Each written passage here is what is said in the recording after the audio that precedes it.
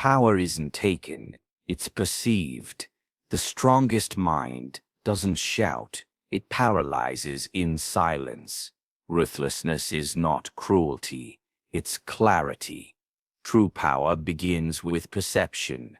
How others see you is often more important than how you are. This is a truth people resist because it wounds their pride.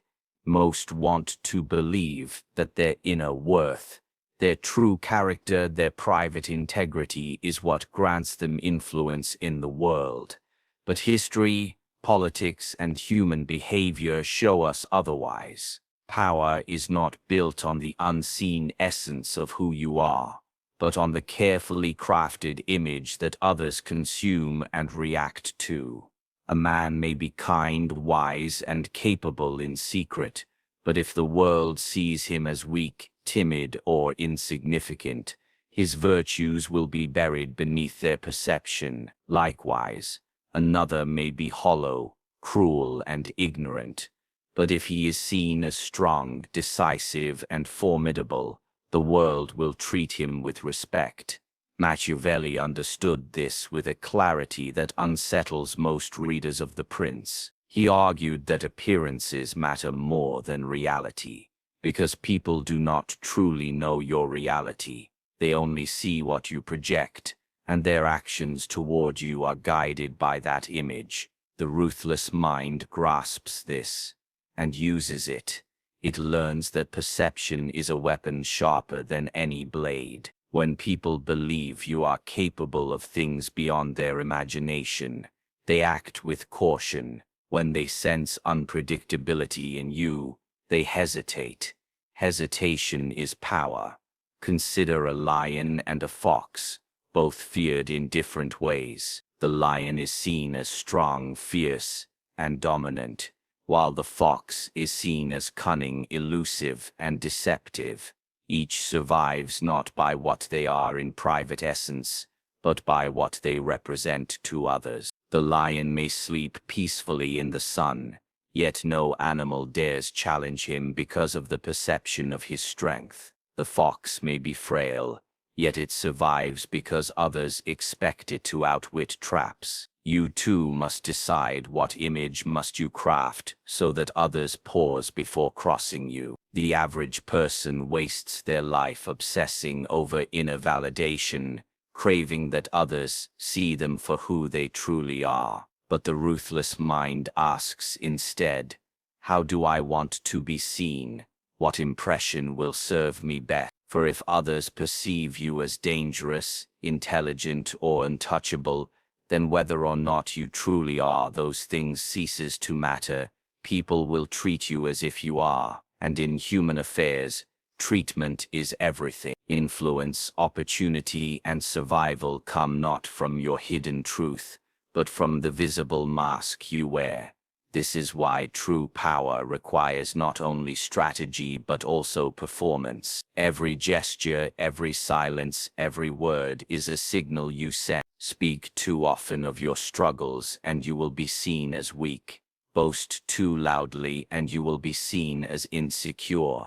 But remain calm in chaos, measured in conflict, and ruthless in decision, and others will shape their perception of you into something larger than life. They will build in their minds a version of you that commands their respect and their fear. The cruel irony is that people rarely see reality. They only interpret signs. They do not know if the general is fearless or trembling inside. They only know how steady his hands appear when he gives commands. They do not know if the ruler is merciful at heart. They only know the firmness of his punishments. Perception becomes the truth people live by, and the mind that understands this becomes dangerous, because it can bend appearances to shape reality. To build a mind so ruthless it paralyzes others, one must first accept that the world does not reward authenticity. It rewards impression. You may be honest in private, but in public you must be strategic. You may be gentle with yourself, but to the outside world you must decide, do I want to be seen as feared? Do I want to be seen as respected?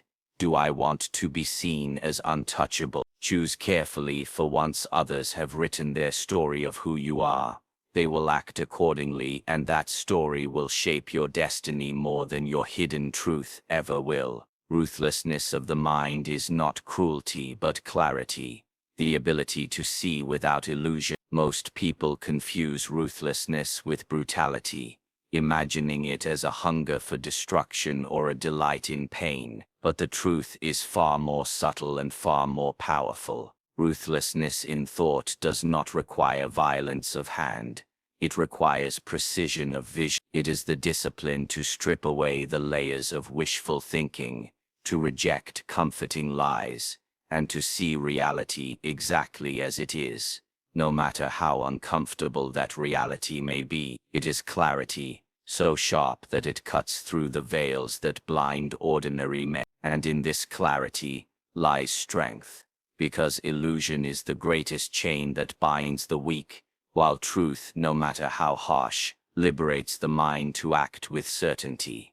Consider how easily illusions govern human life. People convince themselves that loyalty is permanent, that friends will never betray them, that promises have the weight of iron, and that morality is absolute. They construct these beliefs not because they are true, but because they are comforting. They want to believe that their neighbor will act with fairness, that their colleague will reward loyalty with loyalty, that their partner will remain steadfast in all storms. Yet history and personal experience both prove otherwise. Alliances fracture when ambition intrudes, promises dissolve when they become inconvenient, and loyalty evaporates the moment survival or gain is threatened. To the mind bound by illusion, such betrayals feel shocking and unfair. To the ruthless mind, they are expected. Clarity recognizes human nature not as we wish it to be,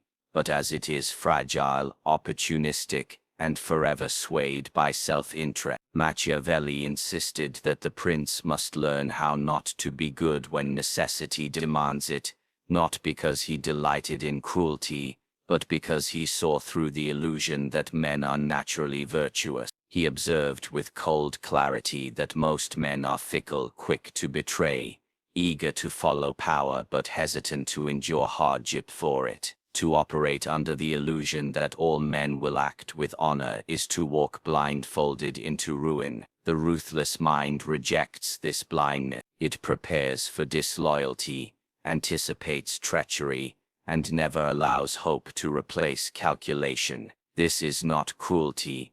It is survival sharpened into wisdom. Clarity also requires detachment from one's own illusions. The cruelest lies are not the ones others tell us, but the ones we tell ourselves. We like to believe we are stronger than we are, kinder than we are, more disciplined than we are. We imagine we can endure temptations without faltering, that we can forgive when insulted, that we will stand tall when challenged. But when the storm arrives, many discover their imagined strength dissolves like sand under rain. The ruthless mind does not indulge in self-flattery. It faces its own weaknesses with unblinking honesty. It knows where it bends, where it breaks, and where it must fortify itself. And by knowing its flaws, it prevents others from exploiting them. Illusion leaves cracks, clarity seals them. To see without illusion also means rejecting the seductions of emotion when making decisions. Anger convinces us that revenge will satisfy when it often leads to ruin. Love whispers that loyalty will endure when history shows it rarely does. Hope insists that circumstances will change without effort,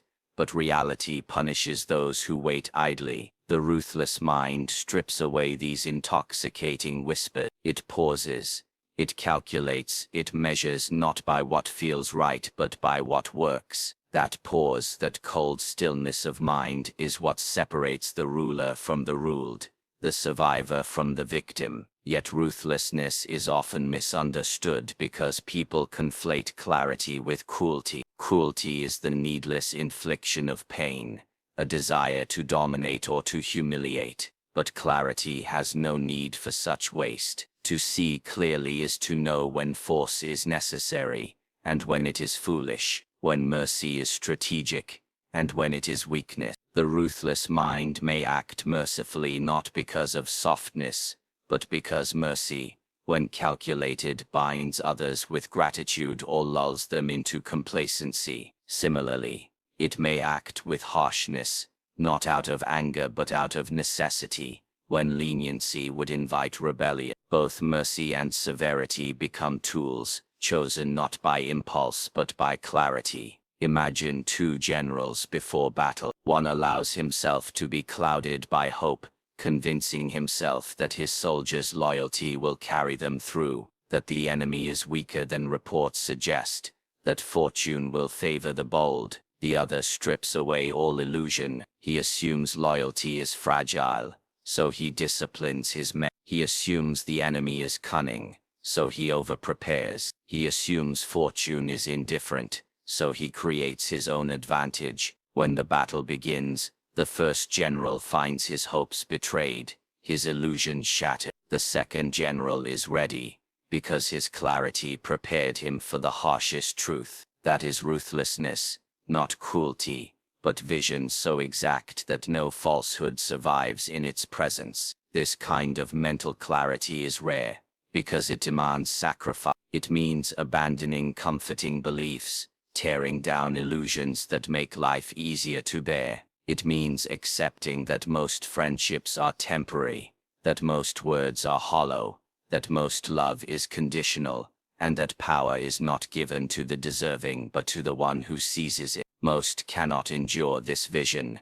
They prefer to live in soft lies, but those who train themselves to see without illusion become unshakable. They cannot be manipulated by flattery, because they know praise often hides envy. They cannot be blindsided by betrayal because they expect it. They cannot be crushed by disappointment because they never trusted hope alone to guide them. Ruthlessness of the mind is therefore not the presence of cruelty but the absence of deception. It is like walking through a fog where others stumble blindly, while you alone see the ground beneath your feet. That vision terrifies others, for they sense you cannot be fooled, cannot be swayed, cannot be controlled. And when people realize that your mind moves with such clarity, when they understand that you see them not as they present themselves but as they truly are, it paralyzes them. They feel exposed. They feel naked before a gaze that cuts deeper than their disguise.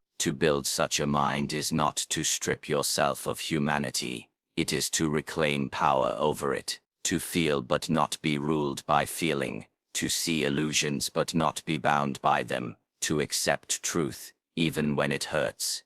That is clarity. And clarity, sharpened into ruthlessness, is the purest form of strength a human being can possess. For while cruelty destroys, clarity endures. While cruelty creates enemies, clarity creates advantage. And in the end, it is not cruelty that conquers the world, but vision that sees it without illusion. Few truths cut as deeply into the heart of human behavior as this one, for emotion is both the most powerful force within us and the most dangerous vulnerability others can exploit. From the moment we are born, we are conditioned to react emotionally, to crave approval, to fear rejection, to seek love, to resent betrayal. These instincts are natural, but they are also chained. The one who cannot detach himself from these impulses is forever at the mercy of those who know how to tug on them. A rival needs only to provoke anger to make you reckless, only to offer flattery to make you complacent, only to withhold affection to make you desperate. But when the mind has been trained in detachment, when it can feel without being ruled, when it can observe without being consumed, then all such attempts at manipulation collapse into nothing. The detached mind sees clearly, while the emotional mind is blinded by its own storm. Consider how easily anger ruins men of talent. A single insult, a single provocation, and their reason collapses into rage. They lash out too soon, reveal their intentions, or act without strategy. History is littered with leaders, kings, and generals, who lost everything, not because their enemies were stronger, but because their enemies knew how to press the right emotional buttons. The man who cannot master his anger is a puppet in the hands of his opponent, yet the one who can detach, who can see provocation for what it is, an invitation to self-destruction, holds power not only over himself, but also over those who seek to provoke him. His silence is more terrifying than another's outburst, for it reveals that he cannot be baited, cannot be drawn into a trap by emotion. He becomes unassailable, a fortress, not of stone but of composure. The same is true with desire. Desire, whether for wealth, status, or affection, is the easiest lever for manipulation. Entire empires have been toppled because rulers could not resist flattery or temptation. The promise of gain clouds judgment. The fear of losing what one loves cripples decision. Yet detachment severs these chains. To desire nothing too intensely is to deny others the keys to your mind. If wealth comes, you can use it. If it is taken, you remain whole. If love remains, you can cherish it. If it departs, you endure. This is not the absence of feeling, but the refusal to be owned by feeling. For the man who cannot walk away is already enslaved. The man who can, who loves deeply but does not beg, who values wealth but does not cling, who honors status but does not worship it, he alone is free. Detachment also guards against the most subtle form of manipulation, self-deception. Often it is not others who manipulate us most effectively, but our own desires and fears. We convince ourselves that things will improve without action, that a friend will remain loyal despite evidence, that success will come because we deserve it. These illusions feel good, but they destroy strategy. Detachment cuts through self-deception. It asks not what do I wish, but what it. It looks at evidence rather than hope, at results rather than promises. By doing so, it prevents weakness from growing within, even as it shields against manipulation from without. And what of relationships? Here too, detachment is power. Love is not weakened by detachment, it is strengthened. For when you do not cling, you love freely, without desperation. No one can control you by threatening to leave, because you remain whole with or without them. Respect grows from this strength. People are drawn to those who do not beg for attention, who do not crumble at rejection, who can remain steady in both presence and absence. Detachment makes love less fragile, less corrupted by need. It transforms relationships from chains into choices. Emotional detachment also gives rise to patience, one of the most underestimated forms of power. Those ruled by emotion rush into action, compelled by fear of loss or hunger for gain. The detached mind waits, watching as others reveal themselves, burn themselves out, or fall into traps of their own making. By refusing to be rushed, the detached individual gains the vantage of time. He can strike not when emotion demands, but when advantage dictates. This patience is often mistaken for hesitation, but in truth, it is dominance in its most disciplined form. And so, emotional detachment becomes not only a weapon but a shield, not only protection from weakness, but a source of strength in itself. It frees the mind to think clearly, to act strategically, to remain untouchable in a world where everyone else is ruled by impulse. The detached mind cannot be cornered, cannot be baited, cannot be broken by threats or lured by promises. It stands as a fortress of reason in a storm of emotion, and in that fortress lies the essence of power, calm, unshakable, and paralyzing to all who try to breach it. Fear and respect are stronger than love when control is the goal. This is a truth that unsettles many because it violates the comforting illusions we are taught from childhood, that love is the highest force, that love holds people together, that love ensures loyalty. Yet time and history prove otherwise. Love is fickle. It ebbs and flows with circumstance, often dependent on convenience, benefit, or emotion. People love you when you please them, when you align with their desires, when you make them feel safe or valued. But the moment these conditions change, that same love can vanish, replaced with indifference or even betrayal. Fear and respect, however, have a durability that love does not. They are not tied to fleeting emotions, but to survival and recognition of power. Love may inspire devotion for a season, but fear and respect secure control for as long as they are maintained. Machiavelli, in The Prince, addressed this directly when he asked whether it is better for a ruler to be loved or feared. His answer was clear: it would be ideal to be both, but if one must choose, it is safer to be feared. The word safer is key here. Love is unreliable because it depends on the goodwill of others. Fear, on the other hand, is rooted in self-preservation. A person may stop loving you when love no longer serves them, but fear binds them, because they know consequences await if they defy you. Respect works alongside fear, for respect is not about fondness, it is about recognition. When people respect you, they acknowledge your strength, your clarity,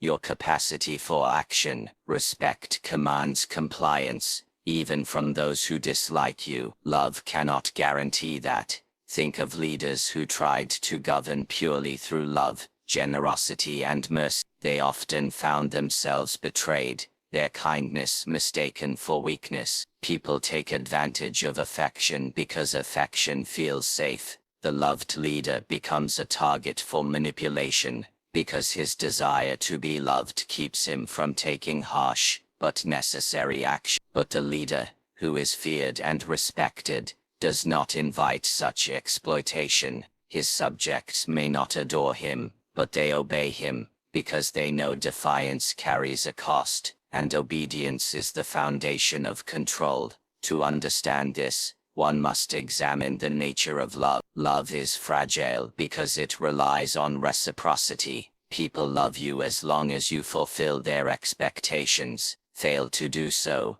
and their love withers. Worse, love can transform into hatred with startling speed, because the betrayed lover often becomes the most vengeful enemy. But fear rarely transforms into hatred, because fear does not rely on affection. It is simple and consistent. If I disobey, I suffer. If I obey, I am safe. Respect functions the same way. It does not depend on affection, but on acknowledgement of authority. A man may hate his superior, but he will still respect his command, if he knows disobedience leads to destruction. This stability makes fear and respect far more reliable tools of control than love ever can be. The ruthless mind understands that fear and respect need not be cruel or oppressive. Fear does not mean terrorizing for pleasure. It means establishing boundaries so firm that none dare cross them. Respect does not mean being admired as a hero.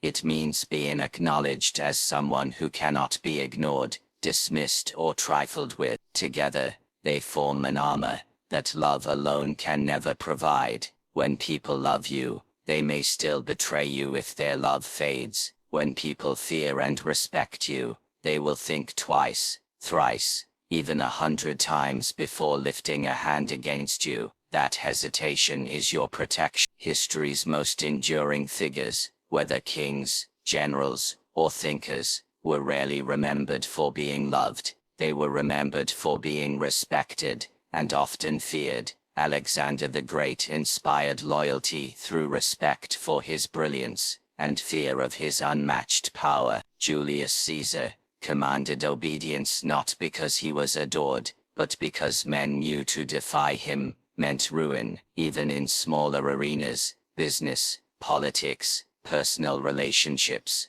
the same rule holds. The boss who seeks to be loved by his employees will be exploited, taken advantage of, or dismissed. The boss who commands respect, who is fair but firm, will be obeyed. His people may not invite him to dinner, but they will not dare undermine him. There is also a psychological truth behind this. Human beings crave safety above all else. Love feels good, but does not guarantee safety. Fear and respect, however, anchor people to certainty. If they fear the consequences of crossing you, they know where they stand. If they respect your competence, they feel secure in your leadership. Love may give them warmth, but fear and respect give them structure. And when control is the goal, structure always outweighs sentiment. This understanding liberates you from the trap of needing love. Needing to be loved is weakness, because it ties your sense of power to the shifting emotions of others. It makes you vulnerable to their approval or disapproval, their affection or rejection. But needing only respect and fear keeps your foundation stable. You no longer beg for affection. You no longer crumble when people withdraw their warmth. You stand steady, because their fear of your strength and their respect for your authority are not emotions. They are acknowledgements of reality. Fear and respect, then, are not only stronger than love when control is the goal, they are the pillars on which enduring power rests. Love may come and go,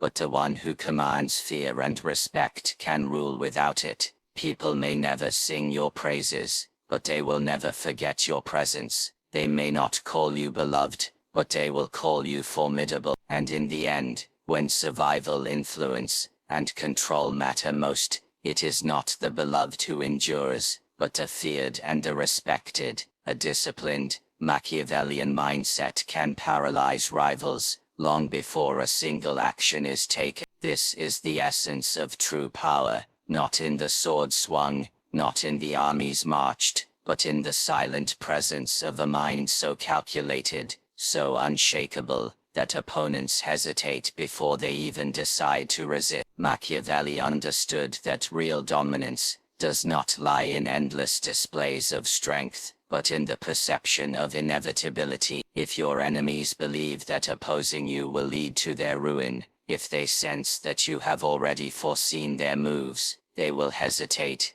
and in hesitation, their power crumbles. A disciplined mind builds such an aura not by accident, but through patience, restraint, and relentless self-mastery. It is not the chaotic mind that paralyzes others. It is the mind that acts as if it is always 3 steps ahead. Discipline is the foundation of this mindset, for without discipline, even cunning collapses into chaos. A Machiavellian thinker does not act on impulse. He acts on necessity. He does not waste energy in outbursts or rash decisions, but conserves it until the perfect moment to strike. This creates a presence that others can feel, an unnerving calm that unsettles them. Most people expect others to react emotionally, to respond quickly when provoked, but a disciplined mind does not. It absorbs provocation, studies it, and waits. This waiting is not weakness, but power, for it teaches rivals that you cannot be rushed or manipulated. Already before you have acted, they feel unease. They begin second-guessing themselves, wondering if they are walking into a trap. Their own paranoia becomes your weapon. The disciplined, Machiavellian thinker also knows the value of restraint. To act on every opportunity is to reveal your hunger, and hunger can be manipulated, but to hold back, to refuse bait, to remain still when others expect a reaction, is to terrify your rival. They will think, why is he not responding? What does he know that I do not? Their own uncertainty gnaws at them. This is the essence of psychological warfare. The battle is not fought on the battlefield but in the mind. By mastering restraint, you allow your rivals to destroy themselves with their own doubts. Another key element of this mindset is preparation. A Machiavellian thinker is never unprepared,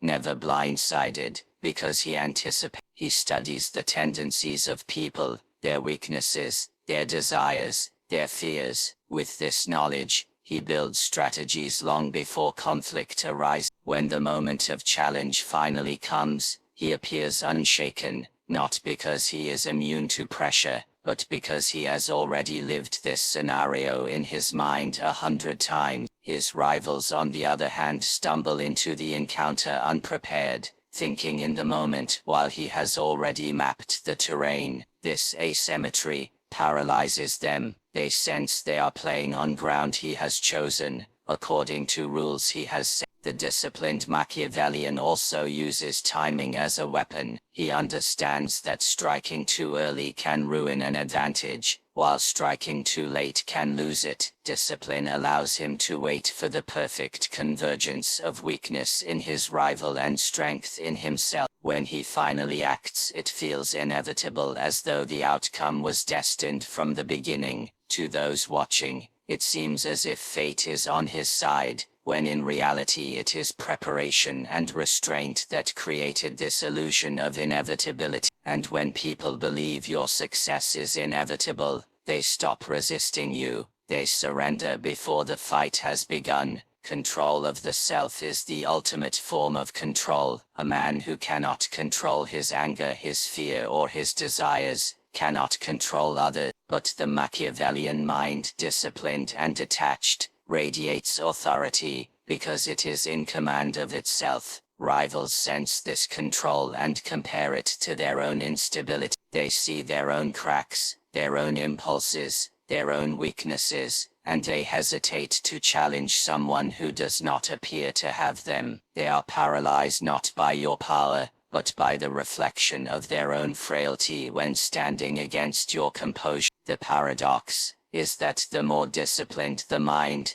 the less force is required. When you radiate discipline, when you project inevitability, others yield willingly. They prefer submission to the agony of uncertainty. They prefer compliance to the terror of waiting for your move. You do not need to crush them with action, because they crush themselves with doubt. This is the highest form of control, domination without open conflict, victory without visible struggle. A disciplined Machiavellian mindset therefore becomes a weapon of silence, a shield of restraint, a fortress of foresight. It paralyzes rivals because it denies them the comfort of predictability, the leverage of emotion, the illusion of superiority. They see in you not merely a competitor, but a presence beyond their comprehension. And when they hesitate, when they stall, when they second-guess themselves into paralysis, you have already won. For in the realm of power, as Machiavelli reminds us, those who act with clarity and discipline do not simply fight battles, they make others afraid to fight at all. In the end, what Machiavelli teaches us is that true strength is not found in noise or in fury, but in the silent architecture of the mind. Power begins with perception, the image others form of you before they ever test your limit. It is strengthened by clarity, the ruthless ability to strip away illusion and face reality without flinching. It is protected by emotional detachment, the shield that prevents others from pulling your string.